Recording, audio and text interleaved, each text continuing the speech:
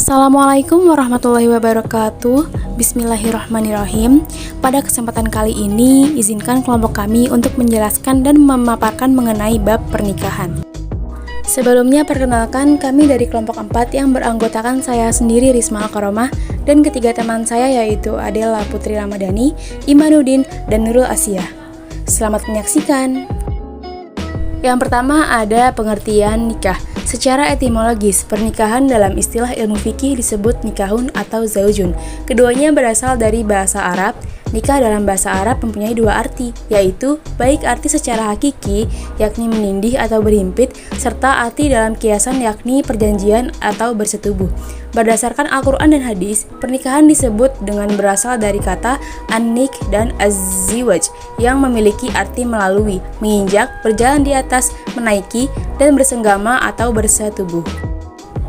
Adapun makna tentang pernikahan secara istilah, masing-masing ulama fikih memiliki pendapatnya sendiri. Antara lain, ulama Hanafiyah mengartikan pernikahan sebagai suatu akad yang membuat pernikahan menjadikan seorang laki-laki dapat memiliki dan menggunakan perempuan termasuk seluruh anggota badannya untuk mendapatkan sebuah kepuasan atau kenikmatan.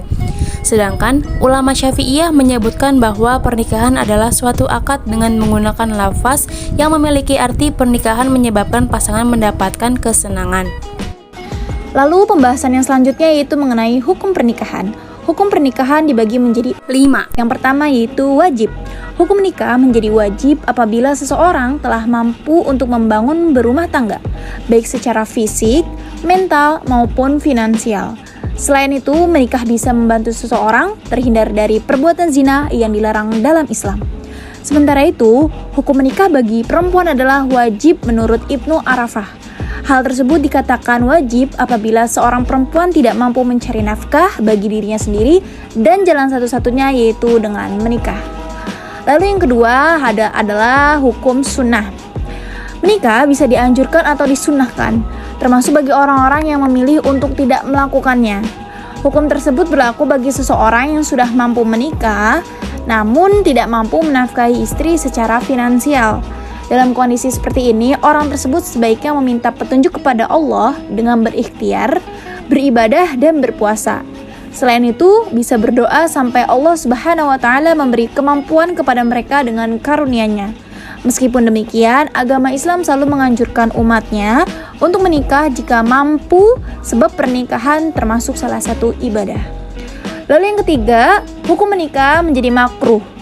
Yaitu hukum menikah bisa menjadi makruh apabila terjadi pada seseorang yang akan menikah tetapi tidak berniat memiliki anak. Hal ini bisa terjadi karena faktor penyakit ataupun wataknya. Dia juga tidak memiliki kemampuan untuk menafkahi istri dan keluarganya.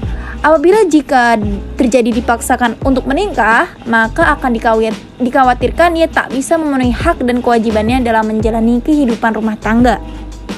Lalu yang terakhir adalah mubah. Menikah hukumnya mubah atau boleh dilakukan.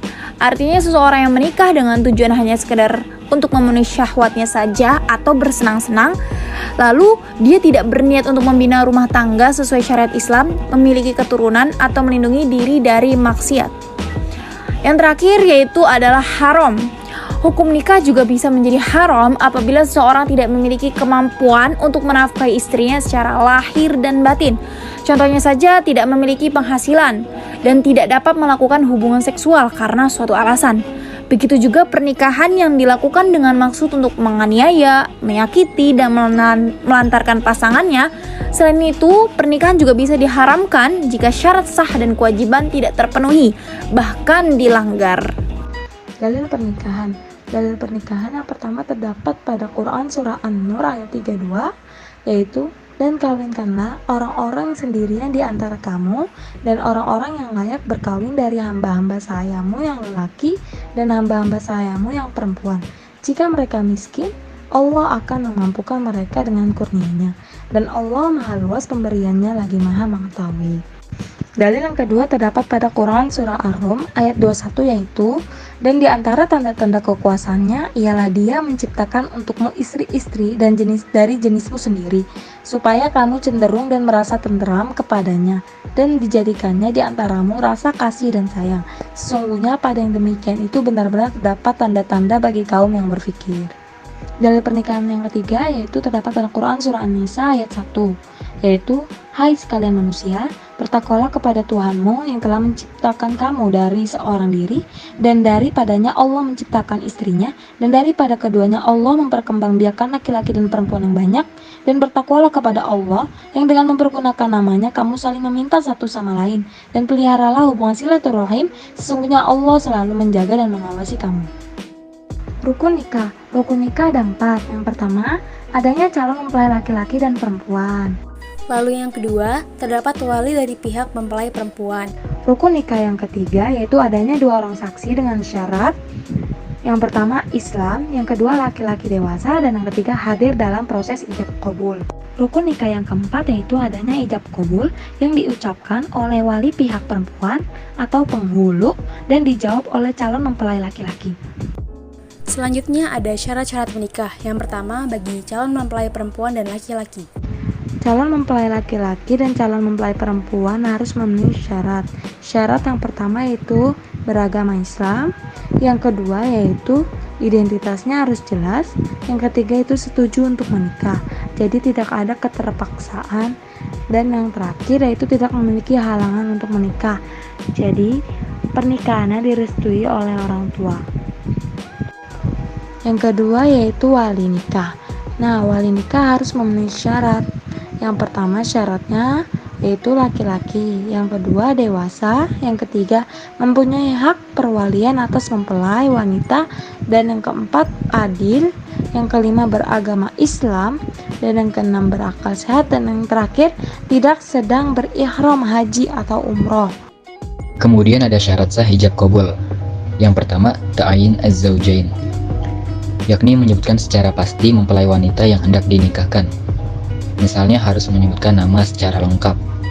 Contohnya seperti, saya nikahkan anak Anda dengan anak saya, Amalia Putri binti Muhammad Rizal, dengan seperangkat alat sholat dibayar tunai. Syarat yang kedua yaitu harus ada keridhaan dari kedua mempelai. Jika misalnya ada salah satu pihak yang akan dinikahkan tidak setuju, maka otomatis akad nikah tidak akan sah. Namun beda cerita jika mempelai wanita belum balik, maka keputusan boleh diwakilkan pada walinya tanpa meminta persetujuan calon mempelai wanita tersebut. Syarat yang ketiga yaitu adanya wali. Menurut sabda Al-Khamsah yang artinya tidak ada atau tidak sah sebuah pernikahan jika tidak ada wali.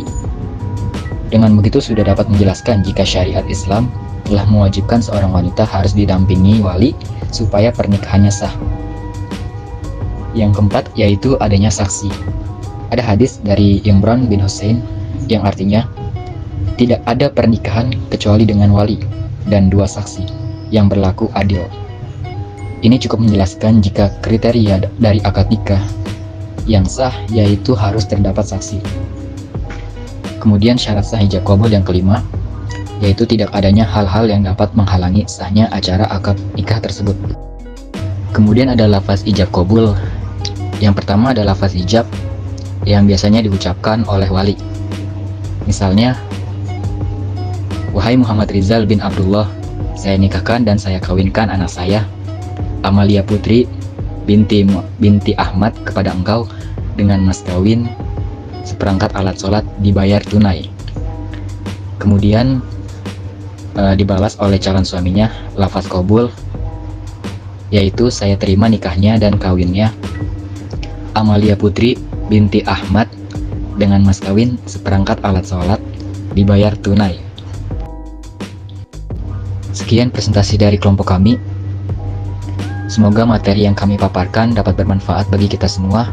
Kurang lebihnya mohon maaf. Wassalamualaikum warahmatullahi wabarakatuh.